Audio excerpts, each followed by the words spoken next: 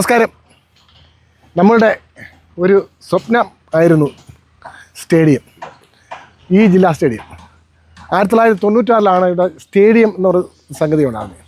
അന്ന് ഞങ്ങളിത് പറഞ്ഞ മുനിസിപ്പൽ കണ്ടമെന്നായിരുന്നു. എങ്കിലും അന്ന് ആൾക്കാർക്ക് ഓടാനും നടക്കാനും ഒക്കെ ഇത് ഉപയുക്തമായിരുന്നു. ഇപ്പോൾ 2030 വർഷത്തിന് ശേഷം ഒരു സ്റ്റേഡിയത്തിൻ്റെ സങ്കല്പത്തിലേക്ക് ഇവിടെ വരികയാണ്. നമ്മുടെ കേരള സർക്കാരിന് നന്ദി, ശരിക്കും നന്ദി. കാരണം പല സർക്കാരുകളും ഇവിടെ വന്നു, പക്ഷേ ഇവിടെ ഒരു സ്റ്റേഡിയം ഉണ്ടായില്ല. ഇപ്പോഴത്തെ സർക്കാർ അത് സാധിച്ചു തന്നു. എൻ്റെ ആയുസ്സിൽ ഇത് നടക്കാമെന്ന് ഞാൻ പ്രതീക്ഷിച്ചതല്ല. ഇനിയും ഇതിൻ്റെ പുരോഗമനം എങ്ങനെയാണെന്ന് പറയാൻ പറ്റത്തില്ല. കാരണം ഇവിടെ ഇനി അടുത്ത സർക്കാർ ഇനിയും അബദ്ധവശാൽ കോൺഗ്രസ്സുകാർ വരുവാണെങ്കിൽ പിന്നെ അവന്മാരുടെ മോഷണവും പിടിച്ചുപറിയും സ്ഥാനത്തിൻ്റെ പിടുത്തവും എല്ലാം കഴിഞ്ഞ് വരുമ്പോഴത്തേക്ക് ഇവിടെ എന്താകുമെന്ന് പറയാൻ പറ്റത്തില്ല. പക്ഷേ ഇടതുപക്ഷ സർക്കാർ തന്നെ വരികയാണെങ്കിൽ അവർ ഇത് പൂർത്തീകരിക്കുമെന്നാണ് എൻ്റെ വിശ്വാസം.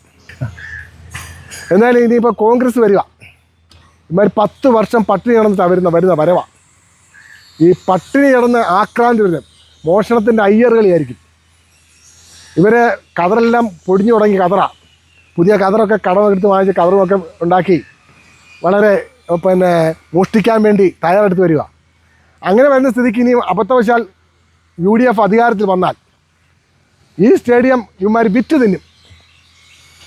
എന്തായാലും ഇനിയും ഈ സ്റ്റേഡിയത്തിൽ സിന്തറ്റിക് ട്രാക്കൊക്കെ വരും. ഇതിപ്പോൾ സ്റ്റാർ ചെയ്തേക്കുക സിന്തറ്റിക് ട്രാക്കൊക്കെ വരും. സിന്തറ്റിക് ട്രാക്കൊക്കെ വരുമ്പോൾ ഈ സ്റ്റേഡിയം വളരെ മനോഹരമാകും. ഇതുപോലുള്ള വൃത്തികെട്ടന്മാർ ഇവിടെ നിൽക്കുന്നതാണ് ഏറ്റവും വലിയ പ്രശ്നം.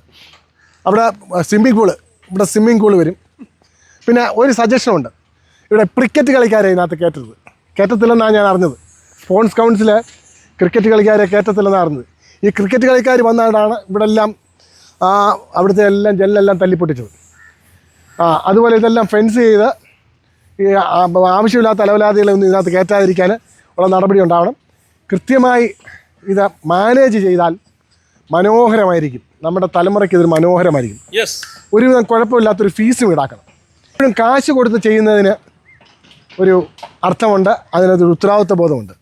ഫ്രീക്ക് എപ്പോഴും ഫ്രീയാണ്. നമുക്ക് ഫ്രീ ആയിട്ട് എന്തെങ്കിലും കിട്ടിയാൽ അത് ഫ്രീയാണ്. എന്തായാലും മനോഹരമായിരിക്കുന്നു സ്റ്റേഡിയം. നല്ല രീതിയിൽ ഇത് മുന്നോട്ട് പോകട്ടെ. നമ്മുടെ റഷീദ്, അജീഷ് ഒക്കെ ഞങ്ങൾ ഇനി ഒരാളും കൂടെ വരാനുണ്ട്. നമ്മുടെ ഇടതുപക്ഷ സർക്കാരിനല്ല, ഈ കേരള സർക്കാരിന്. വേറെ കാര്യം കൂടെ ഞാൻ പറയാം. ഇടതുപക്ഷം ഇനിയും വരണമെന്നുള്ള എൻ്റെ ആഗ്രഹം എന്താണെന്നറിയോ? അവരൊരു ഇതൊക്കെ മുട്ടിച്ചൊക്കെ ഉണ്ടാക്കി. ഇനിയും അധികം ഒന്നും അല്ല. ഈ പണ്ട് മന്നത്ത് പത്മനാഭൻ പറഞ്ഞിട്ടുണ്ട്. മന്നത്ത് പത്മനാഭനോട് ഒരാൾ പറഞ്ഞു, മന്നത്തെ പുപ്പ ഇതാണ്ട് അവന് ഒത്തിരി പൈസ മൂട്ടിക്കുന്നുണ്ട് എന്ന് പറഞ്ഞു.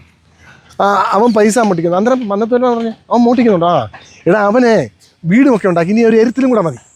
ഞാൻ വേറെ തന്നെ ഏൽപ്പിച്ചാൽ അവന് ഈ വീടും വെക്കണം, എരുത്തിലും വേണം എന്ന് പറഞ്ഞുകൊണ്ടിട്ട് ഇപ്പം ഈ LDF കയറി ഒരു 10 വർഷം കൊണ്ട് അത്യാവശ്യമൊക്കെ മൂട്ടിച്ച് കാശൊക്കെ ആക്കി. അവന്മാർക്ക് ഇനി കുറച്ചുകൂടെ മതി.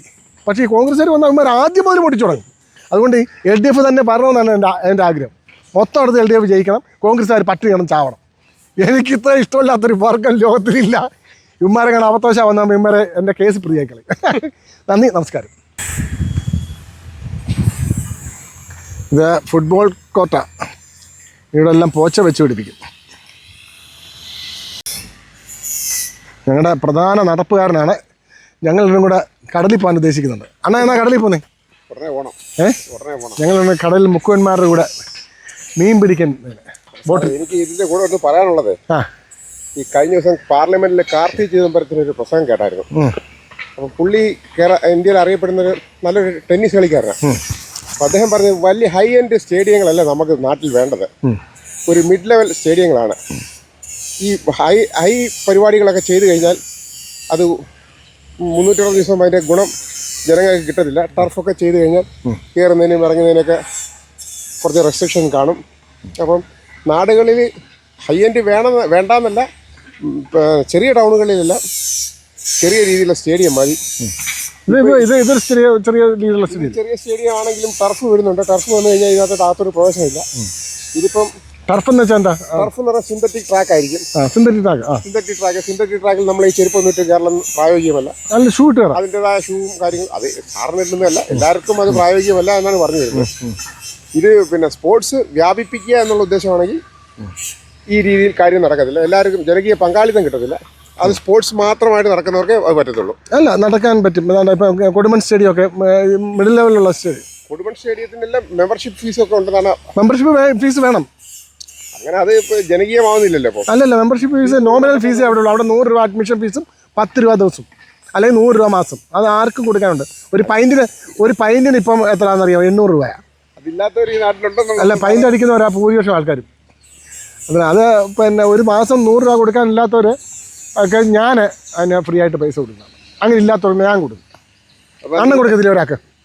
ഒരാൾക്ക് കൊടുക്കത്തില്ല. അണ്ണൻ സർക്കാർ ഉദ്യോഗസ്ഥൻ, അണ്ണം കൊടുക്കുമല്ലോ. എന്തൊക്കെയായാലും ഒരു ഇത്രയും ഹൈ ഇതിന് അല്ലല്ല, ഇത് ആവശ്യം തന്നെയാണ്. ഇതിന് മുടക്ക് പറയരുത്. ഇദ്ദേഹം ഏത് പാർട്ടിക്കാരനാ? ഞാനങ്ങനെ പ്രത്യേകിച്ച് പാർട്ടിയൊന്നുമില്ല.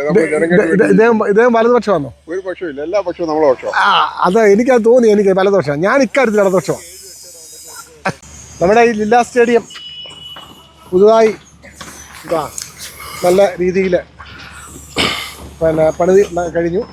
ഇപ്പോൾ താങ്കൾ പഴയ കാലം മുതൽ സ്റ്റേഡിയത്തിൽ വരുന്ന ആളാണ്. താങ്കളുടെ അഭിപ്രായം പറയാം. എൻ്റെ അഭിപ്രായം പറയുകയാണെങ്കിൽ ഞാൻ ഏകദേശം 10-20 വർഷക്കാലമായിട്ട് ഇവിടെ വരുന്ന ആളാണ്. വളരെ മുമ്പേ നടക്കേണ്ട നിർമ്മാണ പ്രവർത്തനം വളരെ വൈകിയ വേളയിലാണെങ്കിലും ഇപ്പോൾ നടന്നു എന്നുള്ളതാണ്. ഇവിടുത്തെ സ്പോർട്സ്മാൻ സ്പിരിറ്റുള്ള ജനങ്ങൾക്ക് വളരെ പ്രയോജനപ്പെടുന്നതാണ് ഈ സ്റ്റേഡിയം. ഞങ്ങൾ തന്നെ ഈ കഴിഞ്ഞ സമയത്തിൻ്റെ നിർമ്മാണ പ്രവർത്തനം നടക്കുന്ന സമയത്ത് ഞങ്ങൾ ഈ റിംഗ് റോഡ് വഴി നടക്കുകയും ഈ ഒരുപാട് വണ്ടികളൊക്കെ ഞങ്ങൾ ഇടിക്കാൻ വരുന്നത്തക്ക രീതിയിൽ തന്നെ ഞങ്ങൾ അഭിമുഖീകരിക്കുകയും ചെയ്തിട്ടുണ്ട്. ഇപ്പോൾ ഞങ്ങൾക്ക് ഓപ്പണായി കിട്ടി ഏകദേശം ഒരാഴ്ചയായി. ഈ ഓപ്പണാകുന്ന സമയത്ത് ഞങ്ങളാണ് ഏറ്റവും കൂടുതൽ സന്തോഷിക്കുന്നത്. ഇങ്ങനൊരു സ്റ്റേഡിയം പത്തനംതിട്ട ജില്ലയ്ക്ക് കിട്ടിയത് ഞങ്ങൾ അനുഗ്രഹമായി കാണുന്നു. വികസന പ്രവർത്തനങ്ങൾ ഇനി ഉണ്ടാവട്ടെ എന്ന് പ്രത്യാശിക്കുന്നു.